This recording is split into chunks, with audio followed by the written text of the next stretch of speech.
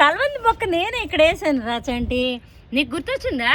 గుర్తొచ్చిందండి. చూసావా, ఎవరివి ఇంత హెల్తీగా రాలే. నేను వేసాను, నాకు బతకలే, మీ బతికే. అయితే 3 ఉన్నాయి కదా, నాకు 1 ప్లాంట్ కావాలి, ఇస్తావా? తీసుకున్నా ఆంటీ. మరి 2 ఉంటాయి కదా, 2 కాదు మళ్ళీ 3 ఉన్నాయి. అవి 3కి 3 వేసేద్దాం.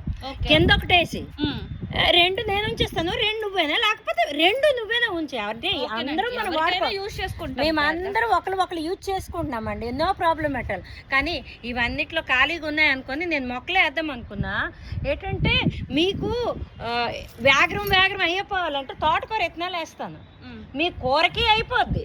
మీరు ఎప్పుడైనా క్యాంప్ వెళ్ళిపోతే ఆ గోలెం వదిలేయండి. అర్థమైందా? పెర్మనెంట్ ప్లాంట్స్ అనేవి కొన్ని ఉంచుకోండి, కొన్ని ఆపియండి. ఓకే అండి.